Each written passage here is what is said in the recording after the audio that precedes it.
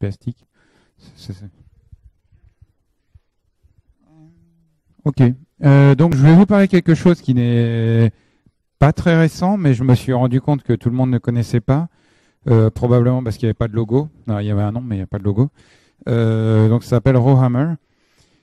Donc moi je vais vous faire de l'électronique aussi. Hein. Bon, par contre le leak à la fin ça fonctionne.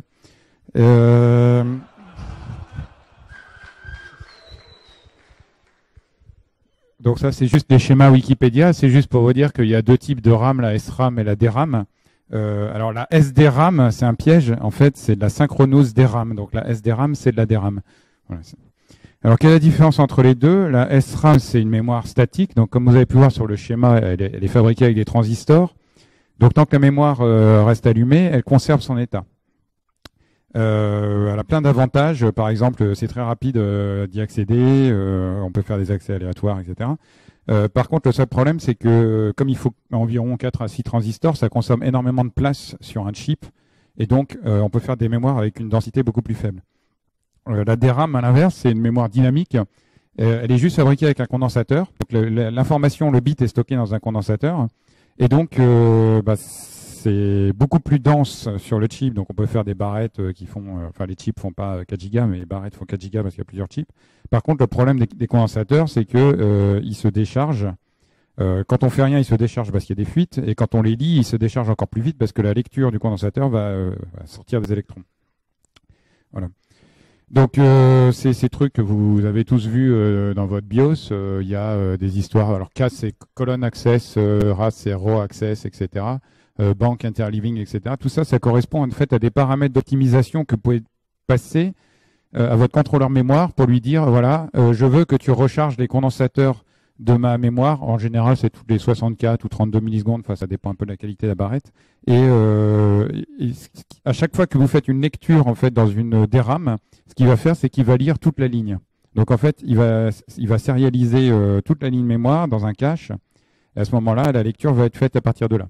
Et une fois qu'il a fait la lecture de cette ligne, il est obligé de recharger les condensateurs qui sont dedans, sinon ils perdent leur information. Bon. C'est des détails d'implémentation. Si vous avez, si vous lisiez Sciences et les micros dans les années 90 ou si vous avez lu la Bible du PC, tout ça c'était expliqué à l'époque, mais maintenant comme les jeunes ils apprennent plus rien, j'étais obligé de mettre ce slide. Alors, il y a un petit problème avec ça, c'est que quand on fait une lecture en mémoire, en fait, il se trouve que ça peut aller décharger des condensateurs qui sont dans une autre ligne. Donc, si vous faites une lecture à la ligne 25, en fait, la ligne 24 qui est juste à côté peut parfois perdre, les condensateurs peuvent se décharger dans cette ligne. Alors là, par contre, je fais de l'électronique, mais je fais quand même pas de la physique quantique. Je pense que personne ne saura vous expliquer exactement ce qui se passe. C'est probablement lié à des défauts de fabrication du matériel, c'est-à-dire que le substrat n'est pas la même épaisseur partout, donc en fait, il y a certains endroits où il est plus fin, donc la fuite va avoir lieu plus rapidement, ou les interactions électrostatiques entre les deux lignes vont avoir lieu. Pourquoi? Parce qu'en fait, ce type de défaut est assez prédictible. Si vous avez identifié qu'à tel endroit dans la mémoire, il y a un défaut, en général, le bit va être plus facile à flipper que les autres. Voilà. Mais bon, c'est quelque chose qui est tout à fait connu. Hein. Donc, si vous avez accès aux spécifications du groupe GDEC qui spécifie tous les formats de boîtiers, de composants, qui travaillent sur les composants électroniques, vous verrez que dans les spécifications, ils parlent de ces problèmes-là.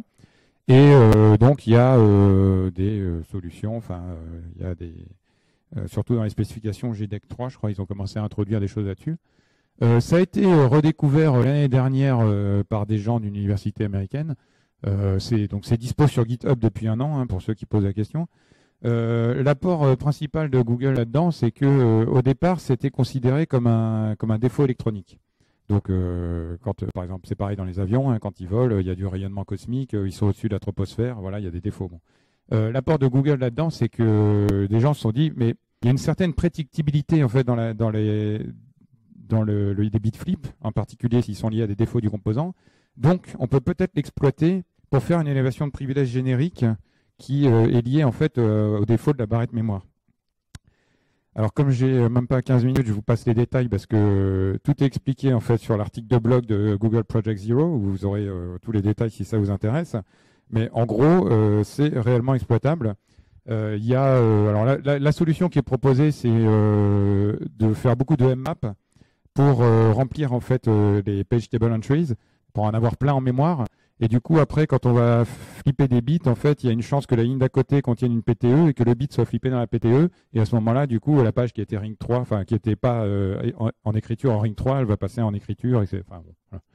Et pour arriver à faire ça, il y a quand même une astuce, c'est qu'il faut arriver à bypasser les caches. Parce que quand vous demandez à faire une lecture toujours au même endroit, en fait, le système conserve la donnée qui est lue tant que ça n'a pas été écrit. Alors, ce qui est vachement pratique dans le jeu d'instruction Intel, c'est qu'il y a des instructions userland non virtualisables qui vous permettent de contrôler les caches, et en particulier CLFlush, qui va permettre à l'utilisateur de dire tiens, je veux lire, après avoir lu à tel endroit, je veux effacer le cache. Ce qui fait que si je veux relire plus tard, je serai obligé de refaire un fetch en mémoire. Ça, c'est la solution qui est utilisée dans l'exploit. En fait, il y a probablement plein d'autres solutions. En particulier toutes les instructions moveNT, etc. En fait, qui sont des non-temporal ints. Désolé pour l'accent à chien, j'ai le même accent que tous les Français. Et donc, ça dit au processeur que ce move qu'on va faire en mémoire, en fait, on ne va pas s'en servir après. Donc, le processeur peut faire une optimisation de type flusher le cache après et réutiliser la ligne de cache ou autre.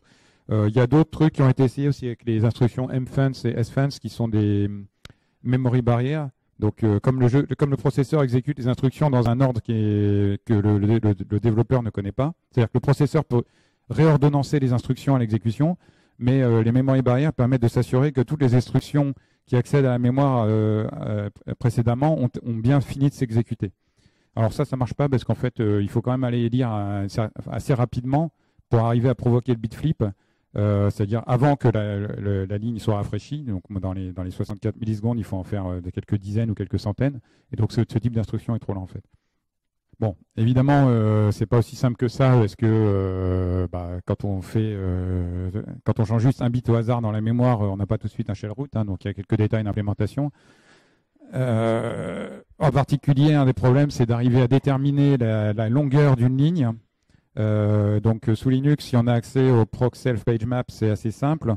Il y a d'autres solutions pour s'en sortir à base de RDTSC par exemple, parce que la lecture dans une ligne qui est... en fait, si on lit octet par octet, ça marche jusqu'à ce qu'on atteigne la ligne suivante.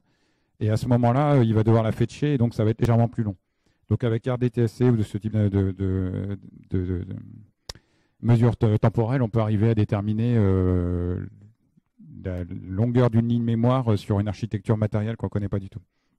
Voilà. Puis après, il y a des astuces. Par exemple, si on veut flipper un bit particulier, ça marche bien d'aller lire la ligne d'avant et la ligne d'après. Donc, c'est la technique du double hammer. Double hammer, pardon. Voilà, ça marche aussi mieux que le single hammer. Il y a quelques moyens de s'en protéger, parce qu'en fait, c'est pas un truc qui date d'hier. Par exemple, les mémoires ECC, évidemment, puisque là, la correction d'erreur se fait directement au niveau de la mémoire. C'est pas une solution absolue, parce que les ECC, en fait, corrigent un bit d'erreur et détectent 2 bits. Mais si vous avez des mémoires extrêmement défaillantes et que vous arrivez à provoquer des flips de 3 bits, par exemple, là, c'est pas détecté. Enfin, 3 bits dans le même mot. Sous Linux, il y a un truc qui s'appelle le Machine Check Exception Policy. Donc, par exemple, vous pouvez dire que va faire le kernel s'il y a une erreur de parité sur une zone mémoire. Dans ces cas-là, le comportement par défaut, c'est qu'il continue, mais vous pouvez dire tu paniques immédiatement le kernel. Donc ça évite que la faille soit exploitée. On peut aussi modifier dans le BIOS les paramètres de refresh. Donc ça a un impact en termes de consommation d'énergie et en termes de latence d'accès à la mémoire, mais on peut passer à 32 millisecondes au 64 par exemple. Il y a des détections possibles à partir des compteurs de performance qui sont intégrés au processeur, parce que le processeur Intel est capable de vous dire voilà combien il y a eu de cache miss, il a des compteurs internes. Et donc si vous voyez qu'il y en a 100 fois plus sur une machine que sur une autre, vous pouvez dire tiens, soit il y a une application qui est très mal programmée, soit il y a quelqu'un qui essaie d'exploiter la faille. Il y a après plein de trucs qui ont été proposés, en particulier donc, dans les standards DDR3 et DDR4, et le LPDDR4 oblige les constructeurs à implémenter toutes les contre-mesures. Et donc, voilà, c'est histoire de dire, oui, même si on demande à flusher le cache, en fait, ça va quand même pas flusher, etc. Bon. Mais c'est quand même un sujet de recherche intéressant. En particulier, il y a plein de trucs qui n'ont pas été explorés. Par exemple, est-ce que ça peut marcher avec du DMA ? Si vous avez une lecture directe en mémoire, vous branchez un périphérique sur une machine et vous faites une lecture en continu avec le DMA sur une cellule, est-ce que vous allez arriver à faire un bit flip ? Est-ce que ça peut marcher sur des GPU, enfin sur des mémoires de GPU? Est-ce que il y a des caches, enfin il y a d'autres instructions qui permettent de bypasser les caches? Ça, c'est assez dépendant des architectures. Même chez Intel, ça va dépendre de la révision de processeur ou autre, la manière dont ils gèrent le cache. Il y a des choses qui sont spécifiques à des vendeurs. Par exemple, sur mon Dell, j'ai vu qu'ils avaient un truc qui s'appelait Reliable Memory Technology. Et donc, en fait, comme les défauts sont toujours au même endroit, en fait, c'est comme les clusters défectueux sur un disque dur. Il sait qu'à tel endroit, il y a un problème dans la barrette. Et donc, il ne le mappe plus et il va remapper de manière transparente l'adresse ailleurs en mémoire physique. Bon, il y a plein de problèmes. Est-ce que c'est exploitable sur ARM? A priori, non, parce que les instructions de cache ne sont pas accessibles en userland. Mais il semblerait que sur ARM 64, ils ont commencé, enfin, il y a des instructions qui permettraient de le faire. Le problème, c'est qu'après, ARM, c'est une spec et les gens l'implémentent comme ils veulent, donc c'est pas forcément disponible sur toutes les versions de ARM, etc. Et il y a un dernier truc qui est assez rigolo, je vous préviens quand même avant que vous téléchargiez le code sur GitHub, c'est qu'il y a un phénomène qui s'appelle le hot carrier injection. Et donc en fait, si l'électron a suffisamment d'énergie cinétique, en fait, il peut traverser la barrière de potentiel représentée par la jonction du composant et aller de l'autre côté. Ce que je veux dire, c'est que si vous faites le test sur votre machine, vous avez une chance d'endommager physiquement la barrette mémoire. Plus vous testez et plus elle va avoir d'endroits qui sont vulnérables, qui sont susceptibles d'avoir des défauts. Donc là, j'ai fini. Si la question est est-ce que ça marche sur Clip, probablement pas, puisqu'on ne peut pas exécuter son propre code. Ben, enfin, de manière générale, ça fonctionne sur tout système électronique qui a une barrette mémoire. Voilà. Donc il y a eu des statements de Amazon, de Cisco, etc., où ils expliquaient quelle était leur position, qu'est-ce qu'ils utilisaient comme contre-mesure face à ces problèmes. Je n'ai pas vu les positions des clouds français. Je suppose qu'ils ont du matériel protégé, mais enfin, on ne sait jamais. Et vous pouvez toujours aller voir sur ces sites si vous voulez plus. Voilà. Il y a le statement de HP, le statement de Cisco, etc. J'ai fini, attends.